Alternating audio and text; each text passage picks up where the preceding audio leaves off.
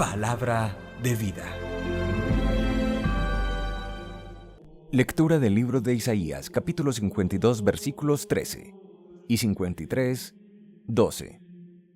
Miren, mi siervo tendrá éxito y subirá y crecerá mucho, como muchos se espantaron de él, porque desfigurado no parecía hombre, ni tenía aspecto humano. Así asombrará a muchos pueblos. Ante él, los reyes cerrarán la boca al ver algo inenarrable y contemplar algo inaudito. ¿Quién creyó nuestro anuncio? ¿A quién se reveló el brazo del Señor? Creció en su presencia como brote, como raíz en tierra árida, sin figura, sin belleza. Lo vimos sin aspecto atrayente, despreciado y evitado de los hombres, como un hombre de dolores, acostumbrado a sufrimientos, ante el cual se ocultan los rostros, despreciado y desestimado. Él soportó nuestros sufrimientos y aguantó nuestros dolores. Nosotros lo estimamos leproso, herido de Dios y humillado. Pero Él fue traspasado por nuestras rebeliones, triturado por nuestros crímenes. Nuestro castigo saludable cayó sobre Él. Sus cicatrices nos curaron. Todos errábamos como ovejas, cada uno siguiendo su camino. Y el Señor cargó sobre Él todos nuestros crímenes. Maltratado voluntariamente, se humillaba y no abría la boca, como cordero llevado al matadero, como oveja ante el esquilador. Enmudecía y no abría la boca. Sin defensa, sin justicia, se lo llevaron. ¿Quién meditó en su destino? Lo arrancaron de la tierra de los vivos. Por los pecados de mi pueblo lo hirieron. Le dieron sepultura con los malvados y una tumba con los malhechores, aunque no había cometido crímenes ni hubo engaño en su boca. El Señor quiso triturarlo con el sufrimiento y entregar su vida como expiación. Verá su descendencia, prolongará sus años. Lo que el Señor quiere prosperará por su mano. Por los trabajos de su alma verá la luz. El justo se saciará de conocimiento. Mi siervo justificará a muchos, porque cargó con los crímenes de ellos. Le daré una multitud como parte, y tendrá como despojo una muchedumbre, porque expuso su vida a la muerte y fue contado entre los pecadores. Él tomó el pecado de muchos e intercedió por los pecadores. Palabra de Dios, te alabamos, Señor. Salmo 31, versículos 2 y 6, 12 al 13, 15 al 16, 17 y 25. Padre, a tus manos encomiendo mi espíritu.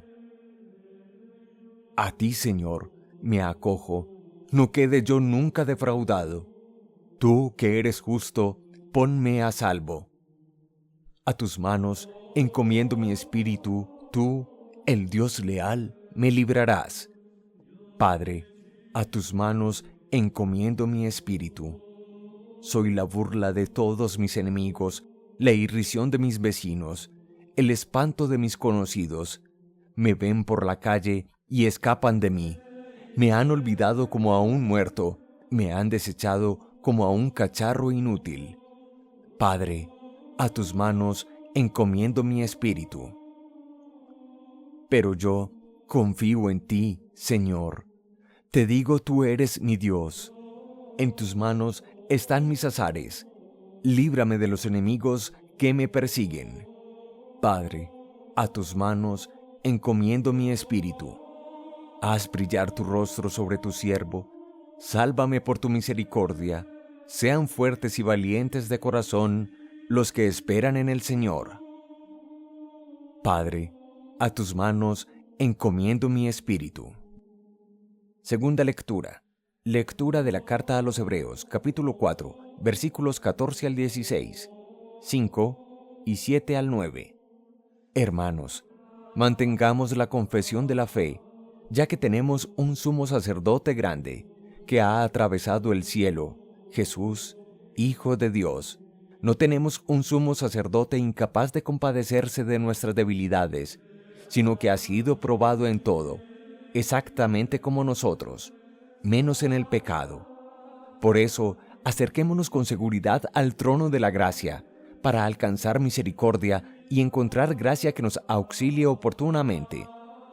Cristo, en los días de su vida mortal, a gritos y con lágrimas, presentó oraciones y súplicas al que podía salvarlo de la muerte, cuando en su angustia fue escuchado. Él, a pesar de ser hijo, aprendió sufriendo a obedecer, y llevado a la consumación, se ha convertido para todos los que le obedecen en autor de salvación eterna. Palabra de Dios, te alabamos, Señor. Lectura del Santo Evangelio. Pasión de nuestro Señor Jesucristo según San Juan, capítulo 18, versículos 1 al 19 y 42. De donde Caifás se llevaron a Jesús al pretorio. Ya había amanecido, pero los que lo llevaron no entraron al pretorio para no quedar impuros y poder así comer el cordero pascual. Pilato salió a donde estaban ellos y les preguntó: ¿Qué acusación tienen contra ese hombre? Ellos le respondieron: Si no fuera un criminal, no te lo hubiéramos entregado. Pilato les dijo: Llévenselo ustedes y júzguenlo según su ley. Los judíos le contestaron: Nosotros no tenemos autoridad para dar muerte a nadie. Así debía cumplirse lo que Jesús había dicho para indicar la manera cómo iba a morir. Entró de nuevo Pilato al pretorio, llamó a Jesús y le preguntó: ¿Eres tú el rey de los judíos? Jesús le respondió: ¿Dices tú esto por tu propia cuenta o porque otros te lo dijeron de mí?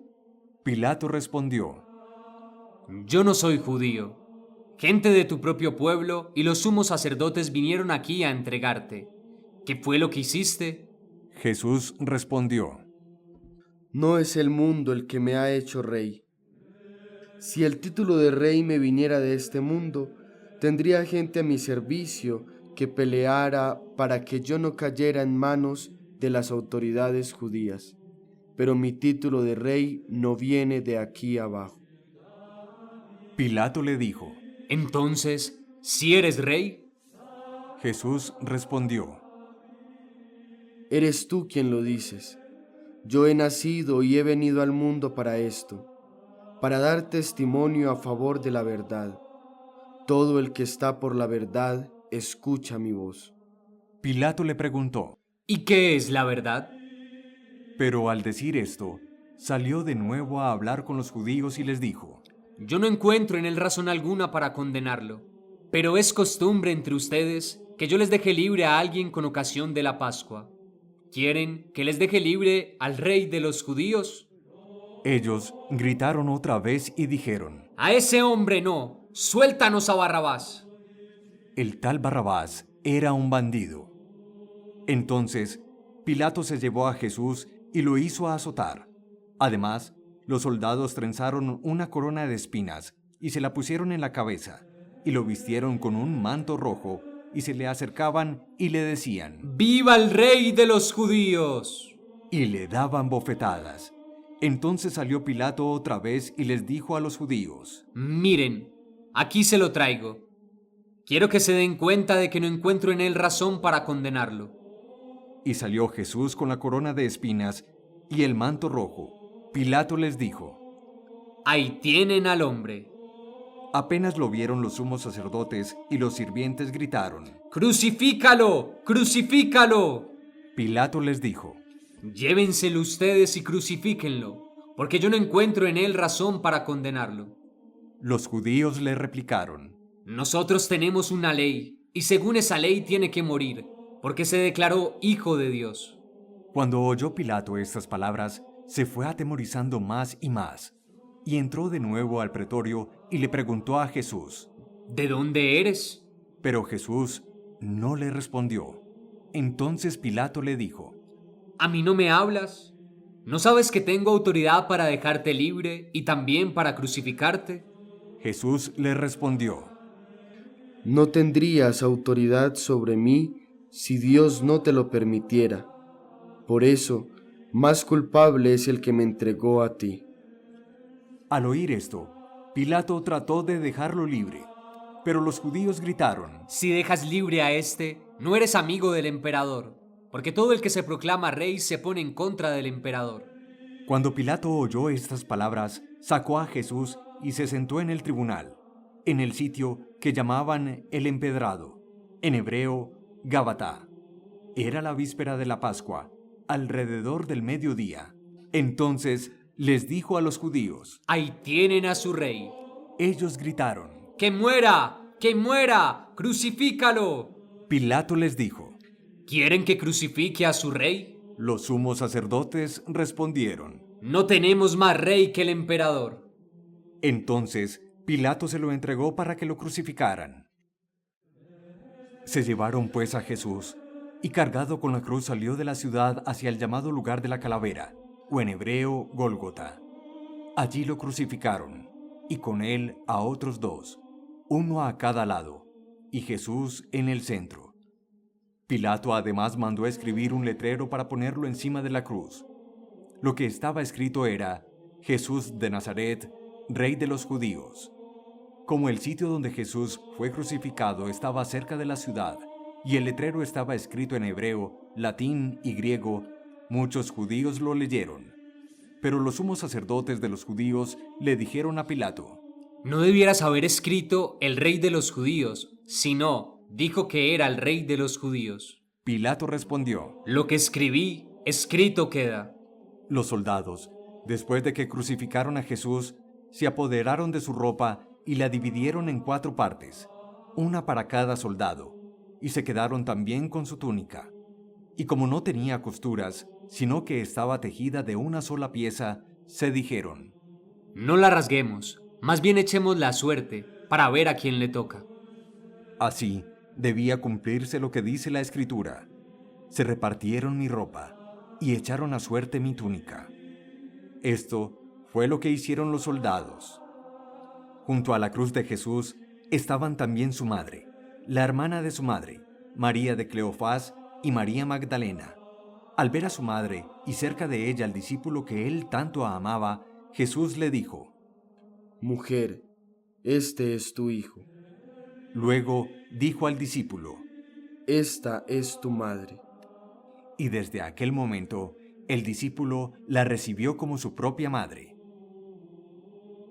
Después, sabiendo que ya todo estaba cumplido, y para que la Escritura se cumpliera hasta el final, Jesús dijo: Tengo sed. Había allí una vasija llena de vinagre. Empaparon pues una esponja, la ataron a una rama de hisopo y se la acercaron a la boca. Después de beber el vinagre, dijo Jesús: Todo está cumplido. E inclinando la cabeza, entregó su espíritu. Como era víspera del sábado, los judíos le pidieron a Pilato que mandara quebrar las piernas de los crucificados y retirar sus cuerpos, para que no quedaran en la cruz hasta el día siguiente, que era un sábado muy solemne. Los soldados fueron y quebraron las piernas a los 2 que habían sido crucificados con Jesús. Pero cuando llegaron a él, al ver que ya estaba muerto, no le quebraron las piernas, sino que uno de los soldados le atravesó el costado con la lanza, y enseguida brotó sangre y agua. El que lo vio lo atestigua. Su testimonio es verdadero, y él sabe que dice la verdad, para que también ustedes crean. Porque todo esto sucedió para que se cumpliera la Escritura: no le quebrarán ningún hueso. Y otro pasaje de la Escritura dice: mirarán al que traspasaron. Después de esto, José de Arimatea, que era discípulo de Jesús, pero a escondidas por miedo a las autoridades judías, le pidió a Pilato permiso para llevarse el cuerpo de Jesús, y Pilato se lo concedió. Entonces fue y se llevó el cuerpo.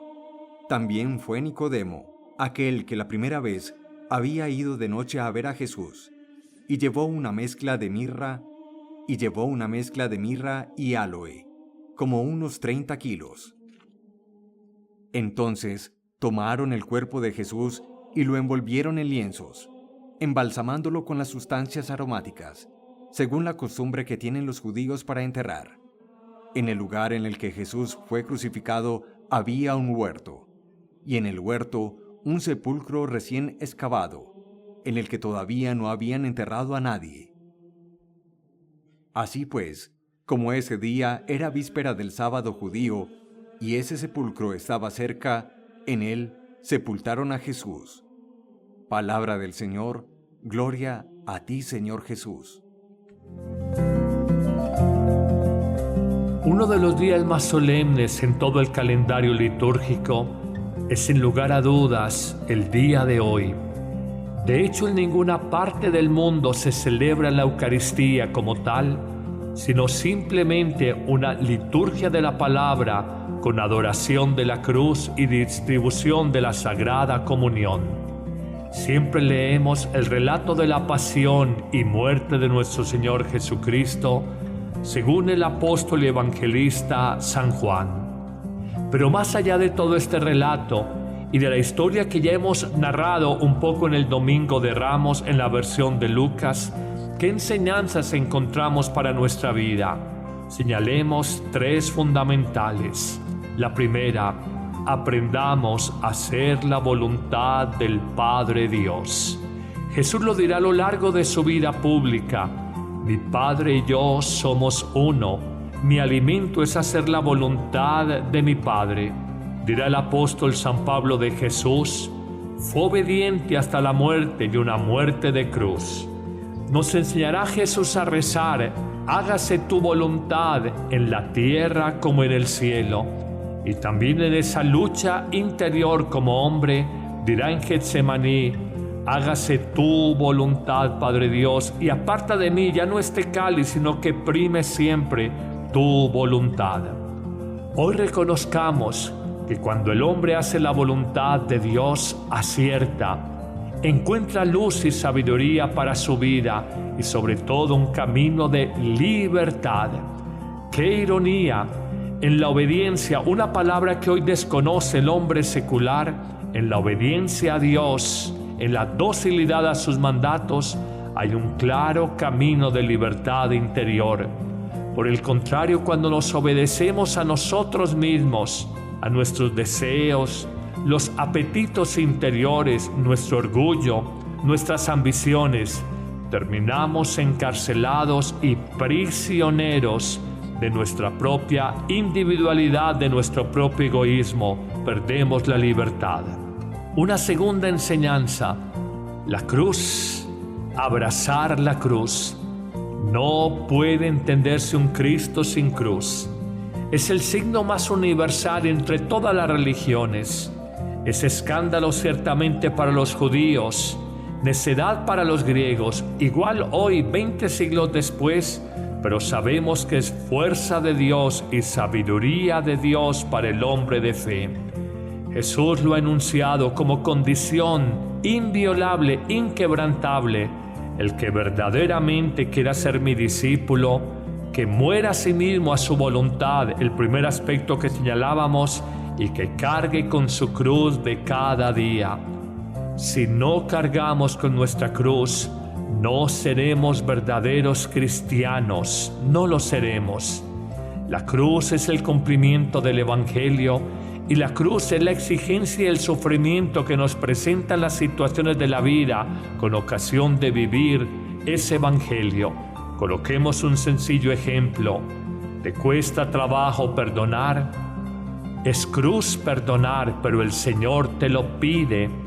¿Te cuesta dificultad luchar por tu matrimonio? Es cruz, la salida más fácil es separarte, pero el buen Dios te pide luchar por esa relación tan deteriorada, no darte por vencido, luchar por ella. Esto es cruz. Amar la cruz es camino seguro al cielo, decía Santa Rosa de Lima, y con Teresa de Jesús aprendimos que son pocos los que siguen a Jesús, porque a los que te aman, Jesús, tú los crucificas, y a los que te crucifican, tú los amas. Una tercera y última enseñanza de este Viernes Santo es recordar que la muerte no es el fracaso del proyecto humano, sino la condición necesaria para resucitar, para recibir la nueva vida, recordando la famosa imagen evangélica: si el grano de trigo no muere, queda infecundo, pero por el contrario, si muere, da mucho fruto para la vida eterna. Morir con Cristo para vivir eternamente con Él. Recuérdalo, la muerte no es el fin, es el inicio de la vida plena. Si no entendemos esto, la muerte siempre será interrogante, frustración, fracaso y motivo de dolor para el hombre. La más bella expresión para un Viernes Santo es la que la mística francesa Teresita de Lisieux afirmó cuando agonizaba y decía a sus compañeras de comunidad carmelitana: no lloren por mí, yo no muero, yo entro en la verdadera vida. Amén. Que el Señor te bendiga abundantemente en este día, en el nombre del Padre, y del Hijo, y del Espíritu Santo. Amén. Sintonízanos en tu móvil o tablet buscándonos en Google como Amén Radio.